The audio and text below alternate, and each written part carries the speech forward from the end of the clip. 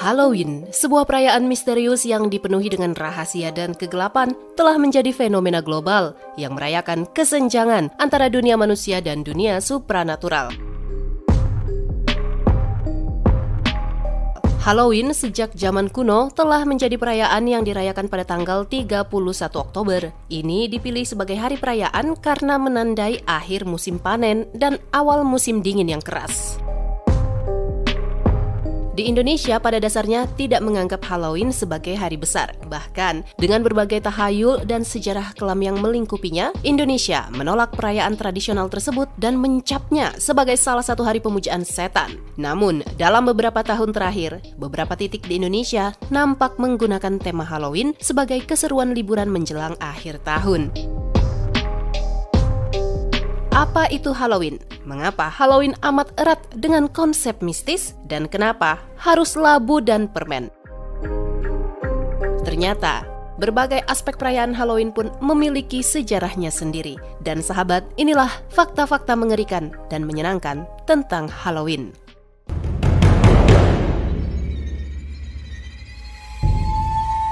Pertama, Samhain, Hari Raya Kaum Pagan dan Cikal Bakal Halloween. Awal mula tradisi Halloween dapat ditelusuri dari sejarah kaum Celt, bangsa pagan yang mendiami Britania Raya dan Prancis Utara sejak 2000 tahun lalu. Menurut kalender Gael yang mereka pakai, tahun baru jatuh pada 1 November. Sementara pada tanggal 31 Oktober, kaum Celt merayakan perayaan Samhain atau Calan Gaeaf.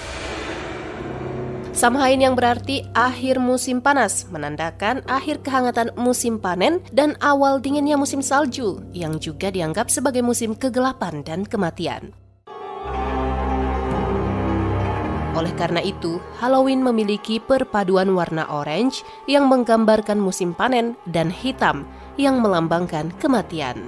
Menurut tahayul kaum Celt, dunia orang hidup dan orang mati bersatu pada saat Samhain. Bukan menyeramkan, kaum Celt menyambut kedatangan peri dan arwah yang mereka kenal sebagai Ausi ke bumi sebagai peramal masa depan. Agar tidak diganggu, mereka memakai kostum dari kulit dan kepala hewan, serta meninggalkan makanan sebagai sesajen di depan pintu. 2. Nama Halloween yang sebenarnya berasal dari All Hallows Eve. Dari paganisme, Halloween ternyata lekat dengan paham kekristenan zaman dulu. Menurut sejarah, sekitar awal abad ke-7, Paus Bonifacius IV mengumumkan 13 Mei sebagai Hari Raya Martir dan Orang Suci. Sejak abad ke-9, paham kekristenan telah menyebar di Britania Raya dan bercampur dengan paganisme yang ikut merayakan Hari Arwah pada 2 November. Pada pertengahan abad ke-9, Paus Georgius IV kemudian memindahkan hari raya tersebut dari 13 Mei ke 1 November bertepatan dengan Samhain, sehingga pada tanggal 31 Oktober dikenal sebagai All Hallows Eve atau Malam Orang Kudus. Ketiga hari raya tersebut kemudian disebut All Hallowtide atau Hallowmas. Pada akhir abad ke-12, perayaan All Hallowtide pun menjadi ritual keagamaan di benua Eropa. Lalu, kenapa bisa jadi Halloween? Ternyata pada abad ke-16, All Hallows Eve lebih populer dengan nama Hallows Ien. Nama tersebut kemudian diperpendek pada abad ke-18 menjadi, ya benar sekali, Halloween yang kita kenal sekarang. 3. Kelaparan besar Irlandia pada awal Halloween masuk ke negeri Paman Sam. Tetangga jauh Britania Raya Amerika Serikat ternyata juga memiliki festival yang sama untuk menghormati arwah, yaitu dengan berpesta, menceritakan kisah seram, meramal masa depan, dan kegiatan seru lainnya. Tidak dirayakan oleh kaum Puritan di kawasan Inggris Baru, termasuk Maine, Vermont, New Hampshire, Massachusetts, Connecticut, dan Pulau Rode. Halloween dirayakan sebagian besar oleh pemeluk Anglikanisme dan Katolik di kawasan Amerika Serikat Selatan serta negara bagian Maryland. Menjamurnya perayaan Halloween di Amerika Serikat berawal dari masa kelaparan besar di Irlandia pada tahun 1845 karena gagal panen kentang yang memaksa lebih dari 1,5 juta penduduk Irlandia bermigrasi ke negeri Paman Sam. Tentu saja, mereka pun ikut membawa tradisi Halloween ke Amerika. Bercampur lagi dengan tradisi Amerika yang hingar-bingar, maka Halloween pun menjadi festival yang kita kenal saat ini. 4. Lomba makan apel saat Halloween berasal dari tradisi Romawi kuno. Ternyata salah satu kegiatan di festival Halloween dan Samhain dapat ditelusuri dari kebudayaan Romawi kuno yang menduduki wilayah kaum Celt sejak 43 Masehi. Kalau menurut kalender Katolik 2 November adalah hari raya arwah, maka menurut mitologi Romawi kuno, tanggal tersebut adalah hari raya Dewi Kesuburan dan Buah, Pomana, yang disimbolkan dengan memakan buah apel. Sempat mengalami penurunan pada abad ke-18, aktivitas makan apel tersebut mengalami pergeseran makna di Britania Raya dan Amerika Serikat saat dibawa melalui imigrasi besar-besaran rakyat Irlandia. Bukan sebagai penghormatan pada Dewi, mereka melakukannya untuk cari jodoh dengan cara menggigit apel dengan nama orang yang kamu suka. Tapi harus berhasil sekali gigit, kalau tidak maka bukan jodohmu. 5. Snap Apple, variasi lomba makan apel saat Halloween. Di awal abad ke-20, tradisi lomba makan apel saat Halloween sudah benar-benar bukan lagi mengenai Dewa Pamona lagi, melainkan untuk ajang keseruan belaka hingga cari jodoh. Ya, pada saat itulah lomba bernama Snap Apple populer di kalangan muda-mudi yang merayakan Halloween di Irlandia dan Amerika Serikat. Mirip lomba makan kerupuk saat peringatan 17 Agustus. Pada ajang Snap Apple ini, peserta akan memakan apel yang digantungkan pada tali. Di versi lain, apel tersebut ditancapkan pada tonggak yang di atasnya dinyalakan sebuah lilin. Siapa yang berhasil menggigitnya, ialah pemenang. Berbagai tahayul pun muncul, konon katanya mereka yang berhasil menggigit pertama kali berarti akan segera menikah.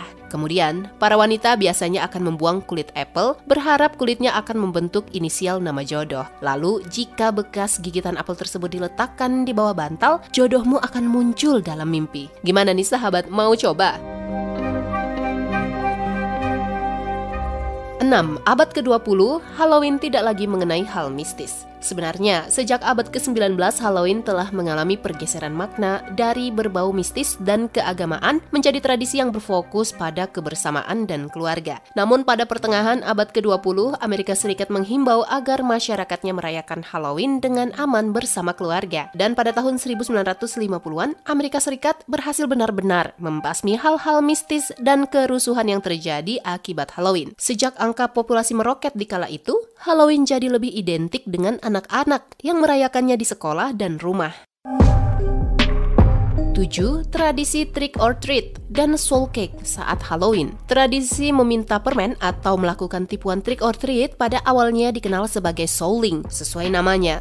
Souling adalah aktivitas berkeliling untuk mengumpulkan kue dengan motif salib yang disebut soul cake. Kue ini juga dikatakan sebagai sesajen untuk para Aussie agar tidak mengganggu. Pada abad ke-13 di Eropa, soul cake amat populer di saat Halloween. Sebagai ganti soul cake, mereka pun akan berdoa. Tradisi tersebut kemudian mulai dimanfaatkan oleh para pengemis saat hari arwah pada 2 November agar mendapatkan soul cake. Bukan trick or treat, mereka menyerukan bahwa mereka siap berdoa untuk jiwa siapapun yang mau memberi cake tersebut.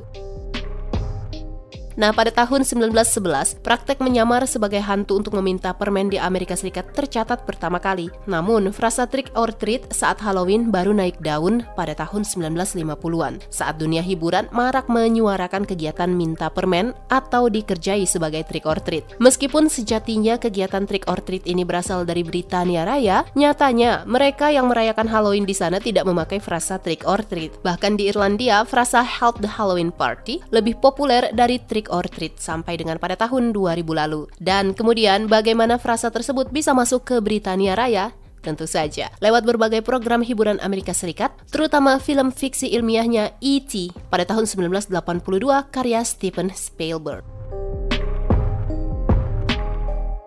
8. Sejarah mengukir labu untuk Halloween, Jack-o'-lantern. Mengukir labu dengan ekspresi menyeramkan dan meletakkan lilin di dalamnya sudah umum untuk tradisi Halloween. Namun, mengapa mereka melakukannya? Ternyata tradisi tersebut diilhami oleh cerita rakyat kaum Celt tentang Jack-o'-lantern. Cerita ini pun memiliki berbagai versi, tergantung negaranya. Bagaimana ceritanya? Alkisah. Pada zaman dahulu, seorang pria bernama Jack suka mengerjai semua orang, termasuk iblis. Oleh karena tingkah usilnya terhadap sesama dan iblis, maka Jack pun ditolak di surga dan di neraka. neraka. Kena batunya, iblis pun meledek Jack dengan melempar sebuah bara panas pada Jack agar dapat menerangi jalannya. Jack pun mengukir umbi-umbian dan meletakkan bara tersebut di dalamnya sebagai lentera. Awalnya, Jack O'Lantern tidak menggunakan labu, melainkan umbi-umbian seperti bit, kentang, dan ubi yang diberikan lilin. Namun setelah bermigrasi di Amerika, umbi-umbian yang mereka lihat cocok untuk digunakan adalah labu, sehingga digunakanlah labu sampai dengan saat ini. 9. Kucing hitam dan burung hantu, binatang yang populer saat Halloween. Dekorasi rumah untuk Halloween tidak lepas dari gambar berbagai satwa, terutama kucing hitam, burung hantu, kelelawar, dan tikus. Dan mengapa kedua hewan menggemaskan, kucing serta burung hantu ini kerap dikaitkan dengan tradisi Halloween? Mitos kucing hitam dianggap sebagai pembawa kematian, datang dari masa wabah hitam pada abad ke-14 yang menyebabkan populasi kucing di Eropa menurun drastis. Selain itu, pada abad ke-16 saat Amerika Serikat gencar memburu penyihir wanita, mereka menuduh kucing hitam sebagai jelmaan para penyihir.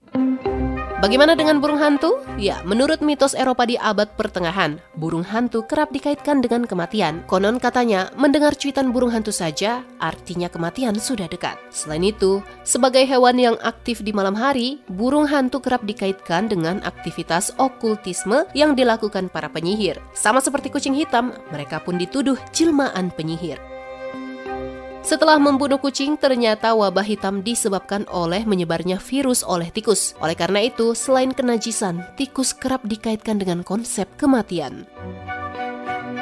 Identik dengan vampir dan penyihir, kelelawar otomatis masuk ke dalam dekorasi Halloween. Sebagai makhluk nokturnal, kelelawar kerap dikaitkan dengan aktivitas penyihir di malam hari. Menurut mitologi Celt, kelelawar yang keluar masuk sarang menjadi tanda bahwa jam penyihir sudah tiba.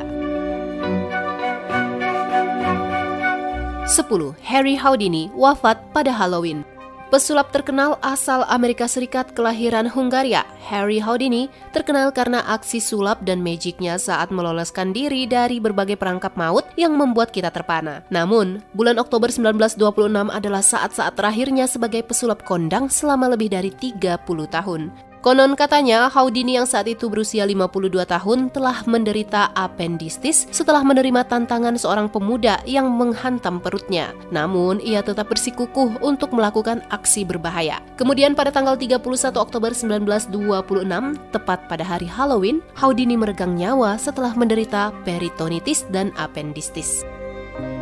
Konon, mengingat kata terakhir mendiang suami, istri Houdini, yakni Beatrice Bess Houdini, melakukan ritual pemanggilan arwah selama 10 tahun sejak 31 Oktober 1927 dan terus gagal sampai akhirnya berhenti. Ritual tersebut kemudian dilanjutkan oleh para penggemar Houdini setiap Halloween hingga saat ini.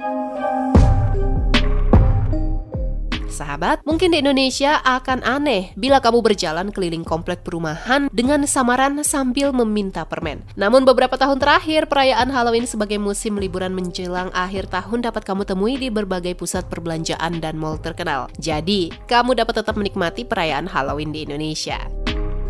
Dan itulah tadi fakta-fakta mengenai sejarah Halloween. Siapa kira berbeda dengan pandangan tabu terhadap Halloween, tradisi ini terus mengalami perubahan seiring zamannya untuk beradaptasi dengan norma dan nilai sosial masa kini. Dari mengenang arwah anggota keluarga, upacara keagamaan, hingga jadi ajang keseruan dengan teman dan cari jodoh.